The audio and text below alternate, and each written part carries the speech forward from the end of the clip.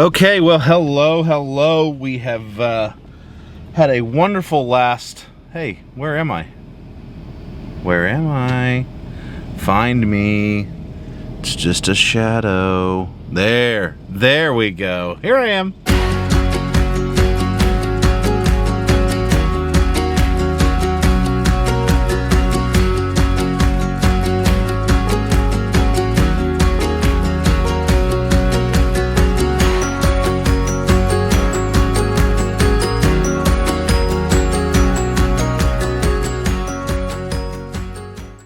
Okay, so it's been an interesting last 11 days.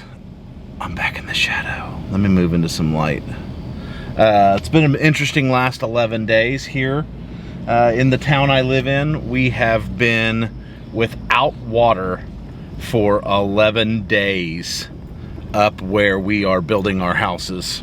And the neighborhood we adjoin, our property adjoins, has been without water for the last 11 days as well. Right here is the water tower that supplies all of this, and that right there is an emergency pump that you see wrapped up right there, and that is a pump house right there. There used to be two water storage tanks here, but we have been without water here for the last 11 days because another water district, won't say any names, took unauthorized 285,000 gallons of water, which completely depleted our tank back there and did not allow our pumps to recover. And so it shut our pumps down. The city we buy water from has been incurring low pressure because there's so much demand on the system as a whole. We buy water from the city of Tulsa, and so do all the other suburbs around the city of Tulsa, and water pressures everywhere are so low because it's been 3 weeks of 100+ degree weather here.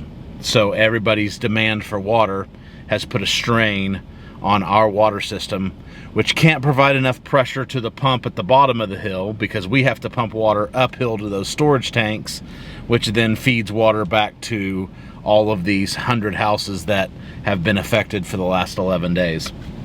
So whenever there's not enough pressure to those pumps, they have a problem pushing the pump up the hill, and therein lies the biggest issue. It hasn't been able to push the water up the hill to fill the tanks until yesterday. And yesterday was day 11. And they finally got the water turned back on. But what I want to do is drive through here and show you some things real quick that we have had to do for... it's kind of like camping in your own home is what a lot of people have described it as. So I'm pulling up to the first house here, and this house here has been amazing and incredible in letting people do things. But pulling up to the first house here, and you'll see kind of what all's going on. This right here, this first tent, has some potable drinking water, and it has some wipes. Sanitary wipes for people that can't make it into the portable showers that you're fixing to see. They can kind of bathe with these portable medical wipes or whatever. FEMA has been involved. It's pretty crazy. So these tents were all filled. They were all filled with those wipes and drinking water. Next up, these tents have some trash cans. I don't know what those are for. I guess empty water bottles. Oh yeah, empty water bottles for recycling. The neighbors thought, well, we're using so many water bottles and things like that, that we ought to recycle and take everything that's empty to the recycling bins, which is pretty cool. There's some more water you see. A lot of this is going to revolve around water because we don't have water.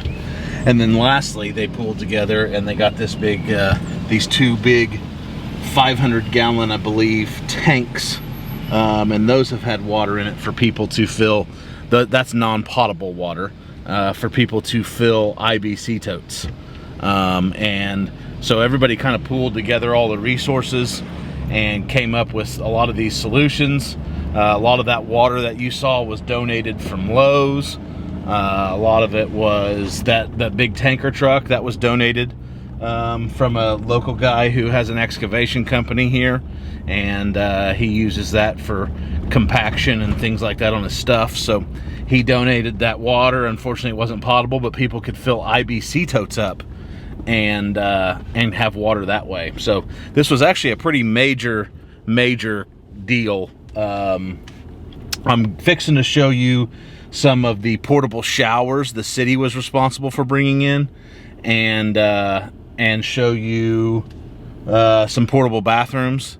And then there's a really slick setup for people that have done to provide water into their homes. So hang on. All right, so right here, these are portable showers, I believe. This is just you can see some more of those wipes sitting there on the deal. People have been coming from their homes and they've been coming here to take a shower. So you can see that there's a men's and a women's.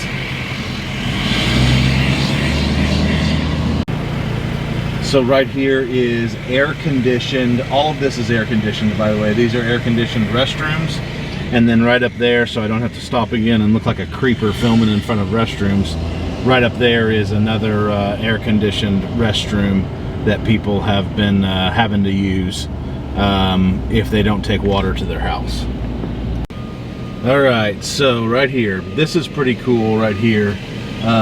People have been using these IBC totes to pump water into their house. You can see this blue line off the IBC tote. It was screwed onto their water meter on the other side, on their house side of their water meter. And then you can see this green thing right here. That is a pump with an expansion tank. And what they're doing is they're pumping water out of the IBC tote through the pump, through that blue line, and then it's servicing their house.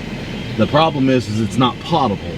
So they can't really drink that, but they can use that water to shower with, clean dishes with, do laundry with, that kind of stuff. But what they would do is take and put an IBC tote in their truck. They would back up to this and let gravity fill this tank with the tank out of their truck, and then pump it through the house and do it that way. I thought that was really cool, pretty genius. A lot of the neighbors in here have done that same thing, which is pretty cool. I think the city ought to reimburse them for that, but we'll see how that goes. Or what the city really should have done, because they're in a big stink, they maybe should have supplied that solution to just about everybody, and then they could have came through here with a big water tanker truck and literally gone house to house and filled those up, which would have been really neat. So we're pulling on to Blackberry Ridge right now. I think Pappy has been maybe messing with our meter. So we'll go see if we have water back on here, and then I'll tell you a little bit more about what's going on.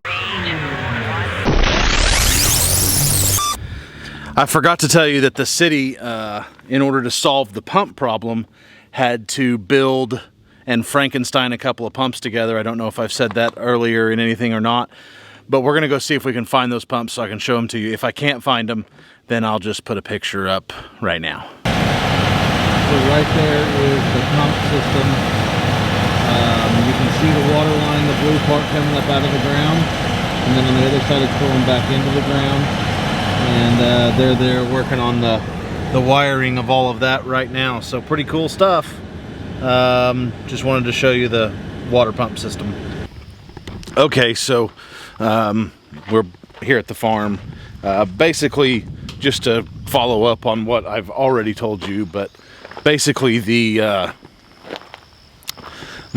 of the rural water districts has an agreement in place with our city since the 60s. Back in the 60s, our city used to supply their own water out of the lake we live next to, and that agreement has still been in place today. So they're allowed to come up and turn a valve that supplies their water system anytime they have an emergency. And I guess they had an emergency and they came out and they turned their valve on, and then supposedly This story has been messed up a couple of times, but supposedly they had a water line break and it was just dumping water out and nobody knew it. And they ended up taking 285,000 gallons of water, depleting that tank up there and causing this neighborhood and our land to be in a giant mess for 11 days. Luckily, we don't live up here yet, so we didn't have to go through it other than trying to take care of our garden. We have some other property here in town, so we were just taking our own IBC totes that you can maybe see through there. And when I say we, I mean Pappy.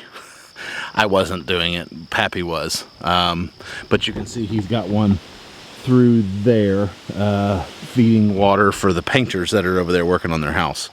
So yeah, giant mess solved.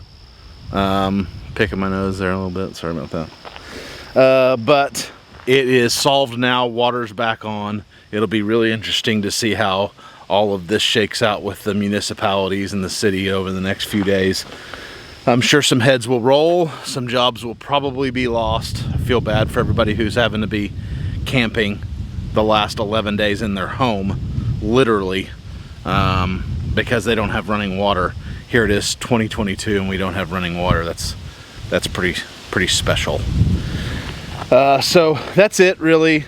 Just wanted to kind of document this, and for later on in life we'll all be able to look back at the big water problem of 2022. So we have water back on now. All is well, all is right in the world, and so we're just going to leave it with that. So we'll see you next time up on the ridge.